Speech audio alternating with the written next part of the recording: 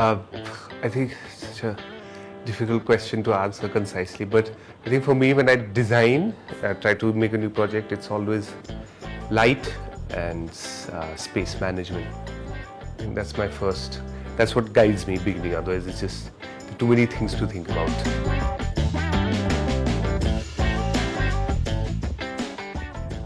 I think what is good is what Nepal's identity is and what it has been for 600 years. What's terribly bad is we haven't realized the value of such a thing, you know. We've sort of destroyed it. So I think, yeah, it's there, we have it, but we haven't used it. I think that's it, the good and the bad.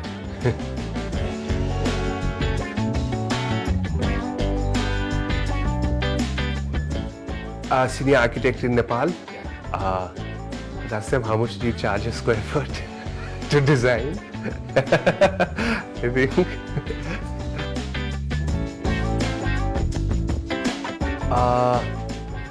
think. I don't want to delve into the national because I'm not aware of them. It's probably my ignorance or my lack of knowledge regarding contemporary architecture in Nepal. I think there are many. I'm most inspired by the young ones of the competitions that I see and the visions that I just hope that the visions stay alive, and that's the aspirations I have for the local architects, because I think we are still being born. As far as the international ones, I mean, the ones who've inspired me in college and who taught, I mean, whose buildings taught me so much were the American greats, you know, the American schools of architecture. Mies van der Rohe, you have Frank Lloyd Wright, Corbusier, and these people I say in terms of not because, also very biasfully, because I've been to their buildings. I think that makes a huge difference. So I think I've studied these buildings and I've experienced them.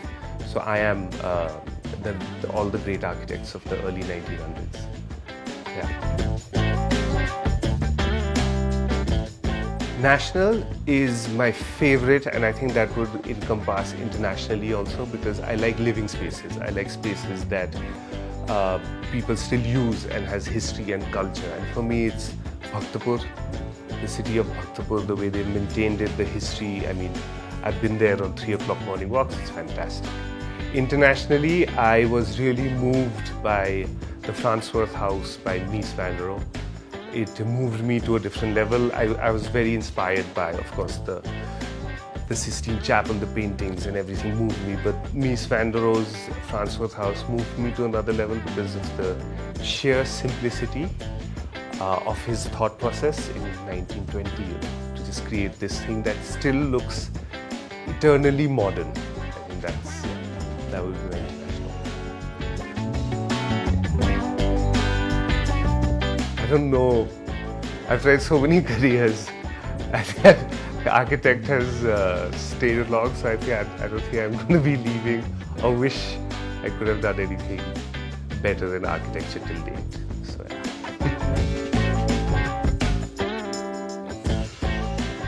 I think it's a combination of, I wouldn't say born with, that's a myth. I think you're born with your human brain, and it's wet clay till the day you die, you know, so it's up to you what you do with it. So I really think it's about hard work, grit, you have to have perseverance, and logic. I think just use logic, man, because in the end you need bread and butter, shelter over your roof, you know, and that's what, that's my principles, I guess.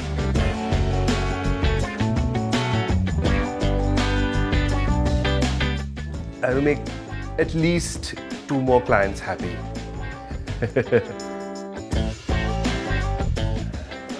Need and logic.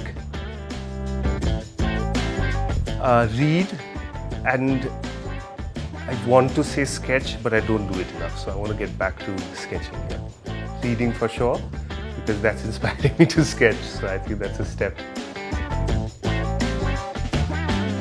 Not sketching.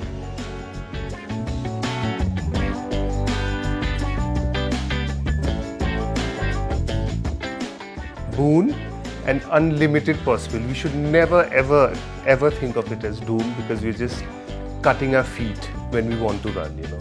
So thinking of AI as a delve into the sci-fi, let it be a possibility. I never think we should limit that anywhere. Never.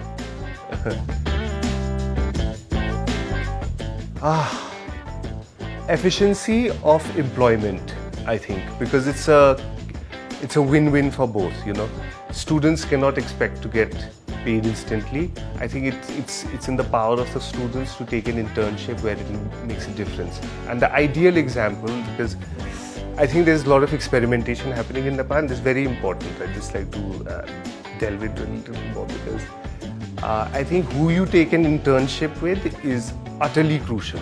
And it is, and unfortunately, the culture of architecture as a profession compared to the studios in our universities it's not the same. You know, you almost come to the real world and realize, why weren't we taught how to do basic accounting more? You know, or just, you know, so things like that you need to really consider and hope you get into the right internship. Don't care about the money, because the example being Frank Lloyd Wright's Taliesin. I think he opened that for students because he wanted work, free work. He couldn't pay them, so they came in. He said, "This is what I have to offer. I'm building a building. Will you help me draw the plans out?" You know, I think you should take opportunities like that, and I think architects should give opportunities like that. I think both, because you can't start your start your own business is something, it takes a while. At least for me, it has. I haven't started my own business. It's a collaboration with my brother. I think alone it's impossible. So I really think work, try and get experience, because everyone doesn't need to be an entrepreneur. You know, you can do well in great design firms. You can. So I think it's a choice, I guess. It makes international vernacular. It's a good one. International vernacular, yeah. Oh God, ladies come first. Jahadeed, man. Jahadeed for sure. Me, Mies van der Rohe. Bless is a bore. For me, that's totally personal. I'm sorry. I think so. Maybe. I'm learning. It's a process. So my answer will change 10 years from now, I think. I think my experience limits me right now for my capabilities to residential. I can deal better with less people right now, but I think this is a stepping stone for me. So I think start residential, go commercial. Ooh, Rem Koolhaas, definitely. Oh God, but yeah, Rem Koolhaas.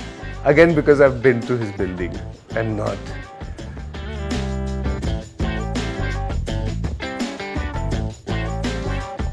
I think for aspiring architects and students is be comfortable before you delve into your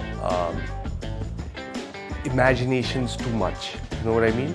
Be logical, be reasonable, get yourself a steady income, because I think that's only when you can limit, your limitations to design and experimentations know no bounds when you're comfortable with yourself, you know. So till the time you're not grounded on your 2 feet, you're financially capable of, you know, just chilling for 6 months and sketching. Don't do it till you reach there, basically. Like, don't be like, I think free, but then, you know, you have no money and you don't have a job and you're just thinking, I'm going to be that doesn't work. And you got to be rational and logical, because designing is expensive. Takes time. So yeah. I think it's a fact, no? Because if there was no architecture, we'd still be animals living in caves, I think. So I think it's a fact. It did change the world. It still is, definitely.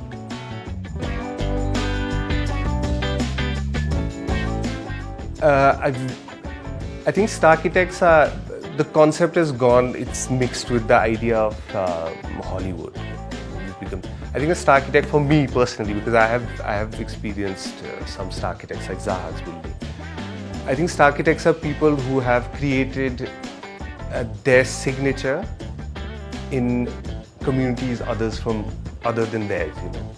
So Frank Gehry has buildings all over the world. You know, so you can't have I think a star architect is an individual who changes a locality with their design. So I do admire star architects. I don't think it's a thing, and I think we should have more of them. And everyone can be a star architect, you know, just create a building that influences a community and you're done. Yeah. So yeah, I'm for star architects. Absolutely. Childhood does influence design completely because it's influenced me, you know. So I feel, and I feel childhood doesn't finish till the day you die as far as experiencing architecture is concerned. Because I learned a lot when I was a child, and then when I went to the States and when I saw the Guggenheim Museum, and it just inspired me so much. So every child should have the opportunity to experience good architecture, I feel. And if our children in our country live their childhood exposed to good architecture, our cities automatically become stunning, I think. I think I'm interested in all arts in general. I fancy myself a painter. I do like acting in terms of, I think I come to reality now, it's the music videos. I really enjoyed doing music videos because my director took me all over Nepal. I got to see the most fantastic places of Nepal, from Jiri to Chomsom, you know. So I took acting as an opportunity to travel. So I think travel is my passion. If any profession gets me in there, I think I will always have, my brain can take it, I think. So yes.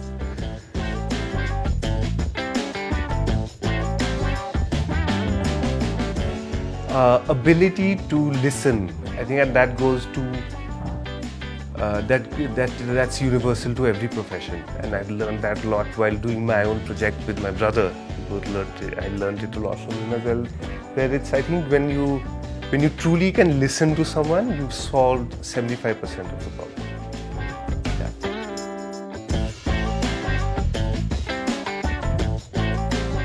It was. I think it was like any other. I finished. This is not so much when you think about it. So I graduated America in 2007, and I think the financial crisis hit at that time. So yeah, I didn't even try for a job in America. You know, I was like, who's going to give a Nepali guy a job in an architecture firm in the biggest financial crisis of the century? So I came back, and I think Nepal wasn't too good politically. Not that it is anymore, still, but I think that time was bad because I'd gone to a couple of architecture firms and I'd gone for interviews, and they told me, you know, you might as well, if you have an opportunity in India, why don't you go to India? So I actually worked in a firm in India for about 2 years, where where the reality and my life changed in that thing that I realized this is not why I studied architecture. Though I learned a lot.